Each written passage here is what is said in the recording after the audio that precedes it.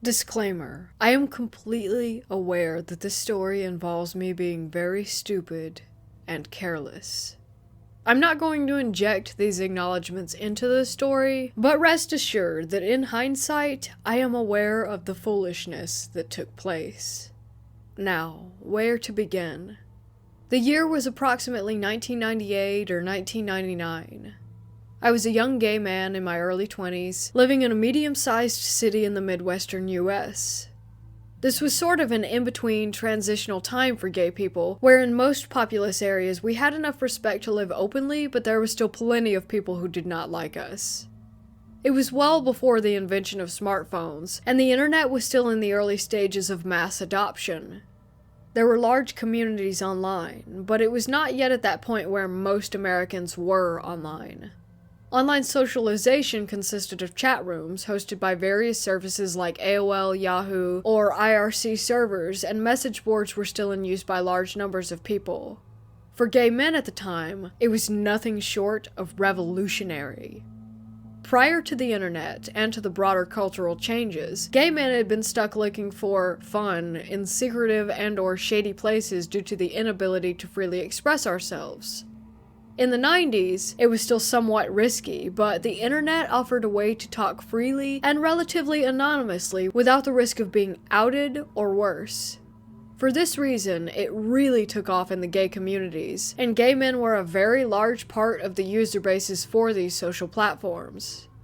It was suddenly very easy and relatively safe to find dates, friends, or just sex, and it quickly became the norm for a lot of gay men. On the other hand, being such a new tool for most people for communication, we were sometimes blind to the risks. Being an attractive young man in my prime, I made liberal use of the online communities to find dates.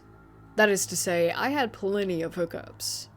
My city had a decent number of chat rooms and personal message boards, and I had mostly great experiences. I met the typical assortment of good guys, closet cases, and the weirdos that you would expect. I was an absolute quote-unquote hoe by most standards, but suffice to say that a cute gay guy at that time could generally have a lot more dates than your typical straight person. At some point during this time, I had some brief chat on a message board with a guy from my city. I forgot his screen name, it's been over 20 years, so let's call him Slim Guy 65.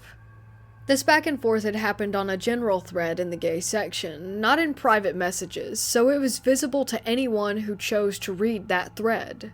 Nothing had come of it, but a week later, I received an email from an unrecognized address. The email basically said, "Hey, I'm not gay and I don't agree with the gay lifestyle. I'm here because my friend met this guy Slim Guy 65 from the message board and the guy really hurt him. I don't want to see this happen to anyone else. My friend tried to tell the police, but they wouldn't do anything. I see you're talking to Slim Guy 65, so just be careful and stay away from him." Okay, I thought, that's strange. What does this person mean by really hurt him?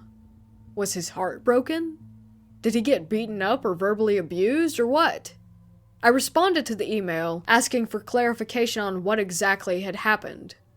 I never received a response. I was slightly weirded out by it, but on the other hand, it's an anonymous email from someone who doesn't respond and is vague about their warning. This could be anything. It could be some disgruntled ex trying to mess with the guy. It could be a real warning about some gay bashing. It could be someone trolling who doesn't have anything to do with anyone. I kept it in the back of my mind, but pretty much shrugged it off. Several weeks later, I had a weekday off of work and decided to take to the internet, as was my custom. Lo and behold, I had an email response to a personal ad. It was Slim Guy 65. He was offering to meet at his place to hang out and just have a good time. Wink wink, nudge nudge. I won't go into the details, as I recall there weren't really many details discussed other than small talk and intros that we had done previously. Nothing about this guy was really sounding interesting to me, but I had no other offers on this day, so I decided why not. I'll go see what this dude is about. As I typed my reply, I suddenly remembered the strange email that I had received warning me about this person. I went back and reread it. Still vague, still presenting more questions than answers. Should I take this anonymous warning at face value and just ignore SG-65? I decided to go check him out anyway. His address was on a rather busy street in the middle of a dense residential area, not some shack out in the woods, and I can handle myself. If he's weird, I can just nope out of there. Before long, I arrived at the house at the agreed time. It was a duplex-style home, with one apartment on the ground floor and one on the second floor, part of a row of several identical duplexes. It was the middle of the afternoon, there was plenty of traffic on the street, and the occasional person out on their porch or their backyard. I pulled up the driveway to the parking area behind the house, got out, and knocked on the door. The guy that answered was a pretty normal, kind of mousy-looking man, probably in his 40s. Slight, slim build, soft-spoken, looked like just about any guy working in any office cubicle anywhere. Not really my type, but honestly, my curiosity was piqued, and I had nothing better to do, so I stepped inside to take a look around and gauge the situation with the warning email fresh in my mind. I stepped into the back door, into the kitchen. It was very clean, and there was nothing out on the counters, no table, no chairs, nothing. That is to say, it did not look like someone was living there. It had been kept up and cleaned, but was empty. Looking out into the apartment, I could see that it was not set up as a living space. It had a large window with sliding glass that was between the kitchen and living room, and I could see what looked like a large table out in the living room area. SG-65 said something like, "This isn't where I live. A friend of mine used to run a doctor's office here and I maintain the building for him. It's private though, we have the place to ourselves." Weird. Okay. He shut the back door and locked it with a keypad deadbolt. The kind you need a key to open, even from the inside, and put his keys in his back pocket, saying, "So what do you want to do?" At this point, my danger sense spiked. This is not a normal home, and why is he locking the door like that? It's not necessarily suspect. A lot of people have that sort of lock on their door, and the door has a window in it, so it makes sense even. Still, something is not right here, I can tell, and now I'm locked in. I asked him why he was locking the door like that, which immediately flustered him. He was looking around rather nervously, and his voice was wavery and halting. Not quite stuttering, but almost. He said, well, we don't want someone to come in and interrupt us, right?" Flashing a weak, unconvincing smile. His demeanor and body language were all I needed to confirm that this guy was up to no good, or at least that there was something he was hiding. However, I could tell that I was intimidating him. I wasn't a particularly muscular kid, but I have a larger frame. Like, even when I'm at my thinnest, I still wear size L tops and 36 waist pants, so I look big, which people tend to interpret as me being stronger than I really am.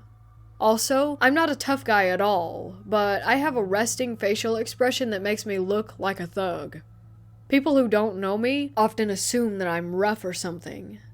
I sometimes use this to my advantage while I can, because before long a new acquaintance will eventually figure out that I'm a total wimp. But this was definitely an occasion to play up the tough guy appearance, and I did exactly that. I put on my best steely face and told him to unlock the door, and that I don't want to be locked in here. He looked for a moment like he was going to pee his pants, then said, "Okay, alright, I'll unlock this." He unlocked the deadbolt. "And I'll just lock the knob here." And he turned the little dial that locks the doorknob. That was fine with me. I continued to stare at him until he said, "I'll leave the keys on the counter right here." And he set his keys down near the sink. I was relatively satisfied with that answer. At this point, though, my adrenaline was flowing, and I was almost in full flight or fight mode. But I was stuck, kind of stuck in place. The guy was between me and the door. I was freaked out, but this little weasel did not appear to pose any immediate physical threat to me. I could tell that his pant pockets were empty, and that I was intimidating the living hell out of him. I didn't yet know exactly what to do. Now keep in mind that despite my wordy descriptions, this all happened very quickly without any really long pauses. It had only been maybe 1 to 2 minutes since I had stepped in the door. This all happened at the pace of a conversation. The guy was obviously nervous and trying not to appear so. He said, "Well, let's go in," and walked a wide path around me through the kitchen into what would normally be the living room, and toward the hall to the right from there. I was familiar with this floor layout. It's very common in the area. The hallway would lead to 2 small bedrooms, with a bathroom in between them. I hesitated, thinking that I should just walk out that back door and take off. But really? Now I was super curious. I knew there's no way in hell I'm doing anything with this guy, but I kinda want to see what's going on in here. Also, I'm confident that he can't take me if it comes to a fight. So, I slowly headed toward the living room. It felt like I was walking in slow motion. From the kitchen entrance, I could see a large, rectangular, stainless steel table taking up a lot of the living space. I remember thinking this looked like a surgical table. It looked like it could rise and tilt, and it had a recessed channel running all the way around the edge. In hindsight, I now know what it was. It was 100% a mortician's table. Dude had a mortician's table in there. But at the time, I just thought it looked like some sort of medical table. There were some other office-type cabinets and stuff around, I think, but now all I really remember is the table itself. The large front window looking out onto the street was covered by vertical blinds that were closed. SG-65 said something like, "This used to be a doctor's office, like I said. Come on back here." The hallway revealed the room setup that I had expected. The first bedroom door was closed. The second door was open to a very small, very clean bathroom. At the end of the hall was the other bedroom, which looked like, if the doctor's office story were true, had at one time been converted to an exam room. He said, "We can go in that room if you want. Go ahead and take a look." And he stayed by the other closed bedroom door. The back bedroom door was open, and I could see the walls were covered in a honey-colored wood paneling, the type you might see in a den or office that hasn't been updated since the early 70s. I slowly took a few steps toward that door, trying to be very aware of what Mr. Creepy was doing behind me. He didn't move. When I got up to that room, the first thing I noticed was the door had a keypad deadbolt lock, just like the back door. This room locked from the outside. I wondered if there was a lever on the inside, but I pretty much know the answer to that question without needing to check. I also saw a chair. A non-swiveling, plastic desk chair with thin metal legs sitting near the center of the room. The room had old, dark carpet and those wood-paneled walls. I noticed that the walls were completely paneled with no windows. And I know that room had at least 1 window, probably 2, so whoever did that paneling went over them on purpose. There was also a phone in there, plugged in, and sitting on the floor.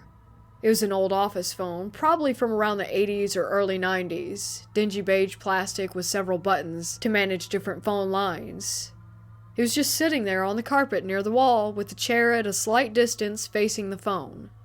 There was nothing else in that room. I was standing at the threshold of the room, with 1 foot slightly in, absolutely not going past that door frame. I looked back at Dude. He was still standing by the other door, just nervously smiling at me, trying very hard to look casual, but obviously very nervous or something.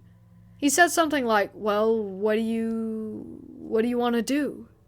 Instead of answering, I felt around the back side of the deadbolt lock. Sure enough, nothing there but the smooth wood of the door. It also dawned on me that I did not see a light switch anywhere for the ceiling lamp. Where was the switch? Who knows? It should have just been on the inside of the door, of course, but that original switch was covered by the paneling.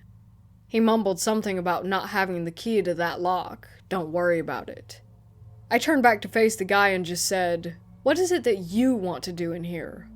My skin had gone ice cold as I realized that I was way, way, way too far into this apartment.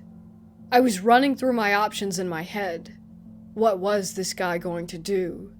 He didn't appear to have any weapon or anything in reach, but who the hell knows what goes on in that place? What are you trying to do?" He was almost totally derailed by that. He stammered out, "Some hot man-to-man fun?" with the weakest smile that I have ever seen, looking like he was just a hair's breadth away from panicking. That sounds comical, but really, that sentence was probably the most chilling part of the entire experience for me. It was the way he said it. Like he had to come up with something on the fly, something that would sound plausible, and he failed. Who says that in real life? "Hey, do you want to have some hot man-to-man fun?" Nobody. It's something you'd see on an advertisement for a cheesy porn site or something. That was it. I said, "Nope, I want to go, I'm leaving." He said, okay." I quickly walked past him as he flattened himself against the wall to avoid me, and I noped right out through the living room dissection area and through the kitchen to the back door, which was thankfully still not deadbolted. The keys were still on the counter. I let myself out and didn't bother closing that as I saw him slowly coming to the door behind me. I deliberately walked, not ran, to my car. Looking back at the building, I could see that indeed there was a window facing the backyard area from that paneled room, but of course it was covered up from the inside. Dude was shutting and locking the back door, and I left. Heart pounding, skin icy cold, thinking, holy crap, what was that? So, was this guy some sort of killer? Or was he just an awkward, closeted gay guy with access to a sterile-looking apartment with an autopsy/mortuary table? And a windowless room that locks from the outside, with a chair and a phone and no light switch. It's clear to me that the poor soul who walks into that room gets locked in. He probably shuts off the light from somewhere and calls the phone. Other than that, it's anyone's guess as to what actually happens. I assume the friend of the judgmental person who emailed me must have been some kid that got locked in for whatever game ensues.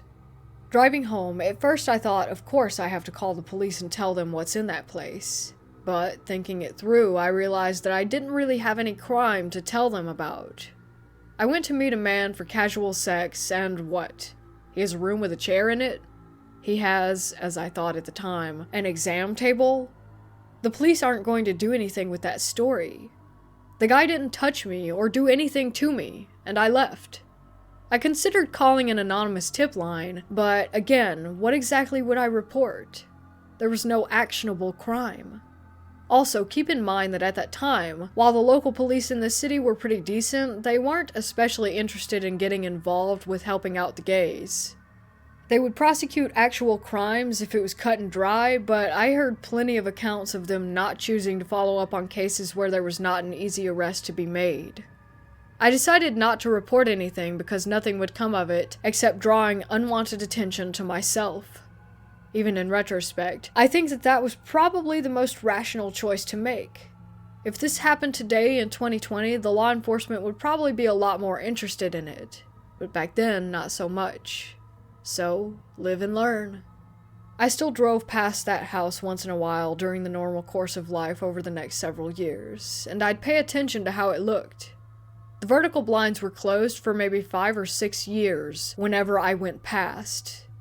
Then, eventually, the blinds were down, and there were decorative curtains in the windows, so I assumed that the place was eventually sold to someone who actually lived in it.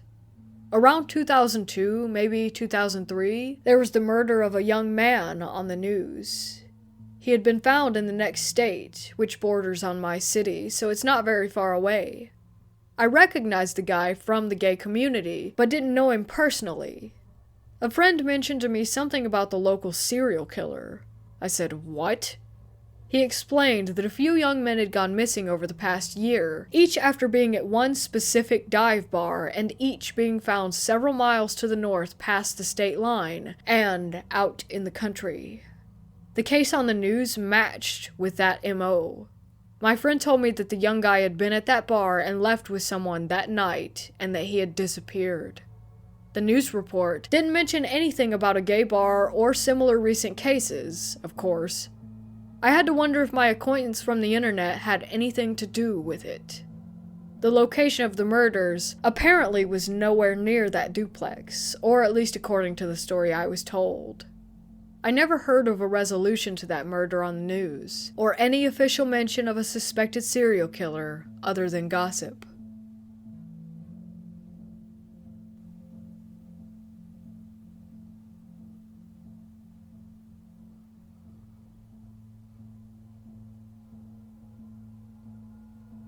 Let me start this off by saying that it is imperative that you stay off of the deep web.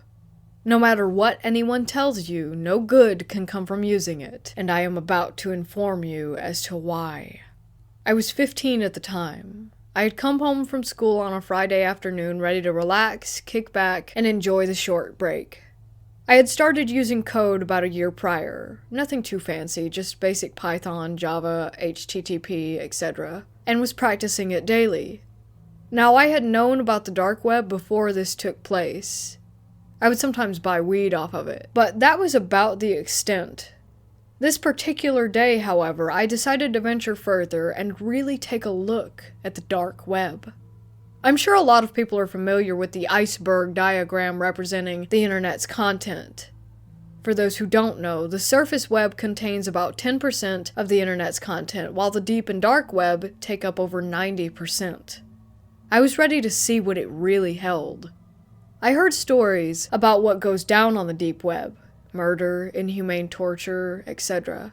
But I didn't really believe that they were all legit, so I hopped on Tor and began to see what I could dig up. I started off by going on the hidden wiki and browsing through various websites, most of which contained illegal things such as drugs, hackers, and hitmen for hire, and lots of CP. I clicked on a random forum link, which took about a minute to load. I wish I could remember the name of it. It was a forum where people could pick a topic that they wanted to talk about, such as politics, dealing with mental health, etc. I noticed one of the topics was a pedo forum, and I don't want to even go into detail on what I saw there. There was one particular one that caught my eye. The link was all in red, while the rest were all black. It said, "Not for the weak, enter at your own risk." Curious as to what this was, I click on the link and it brought me to a forum that had only one other link on the whole page. I clicked that link and it brought me into a chat room. I realized that nobody was saying anything in it, only sending links. This set off alarm bells in my head because I had an idea of what was on those links. I wish that I had listened to my gut feeling, which was telling me to close out while you still can. However, the ignorant, curious teen took over me, and I started setting up some protection for myself using the code that I had learned. I later realized that this amateur coding I did would not protect me from these advanced people with malicious intent. I clicked on a random link and a page loaded surprisingly fast. It looked to be another chat room. I went to type hello or something, but it wouldn't let me. I sighed and began moving my mouse to go to the previous page when a noise went off. I had received a chat. The message said, "Hello, new user. I see you have found my site. Would you like to continue?" I tried typing again, but I still couldn't. The next message sent chills down my back, and my hands were shaking. It read, "No, son, not the keyboard." I tried turning off my computer, of course, but nothing worked. Another message popped up saying, "I guess I'll take that as a no." The screen suddenly changed, and a video began playing. It was a black screen, but I could hear a deep male voice say, "Unfortunately for you, you do not have a choice." I grabbed a sticky note and put it over my webcam, and the voice on the screen said, "Ah, so we're playing games now, huh?" The video then began to change, and I realized the man was taking his hand off the camera. He was a short man, maybe 5'7" tops, but that brought me no comfort. He held up a knife and said, "Name any body part." I then for the first time noticed a cloth in the corner of the room, covering up something which I could only assume to be a body. I had had enough. I unplugged my computer and lay on the floor panting for hours until I could finally get up. I now suffer from anxiety and won't touch a computer unless I absolutely have to.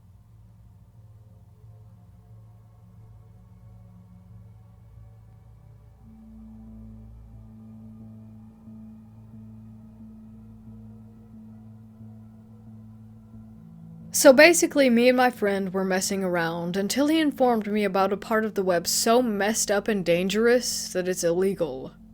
I kinda thought he was bluffing, but asked to see anyway. I can't remember how he got there, but somehow he did, because he said he went on there for laughs and gags.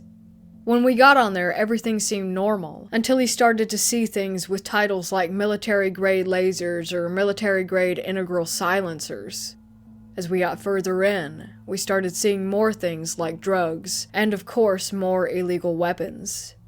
We finally just quickly scrolled through stuff since we didn't really see anything that piqued our interest, till we came across a website or something titled Daycare for Kids.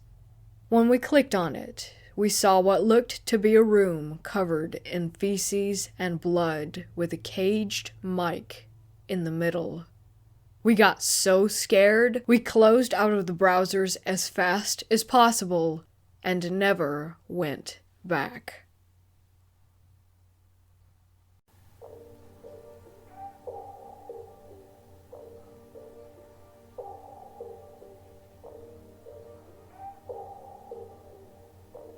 Alright everyone, I hope you enjoyed these true scary stories, and if you did, make sure to hit those like and subscribe buttons for me along with that notification bell to stay updated on all the latest content.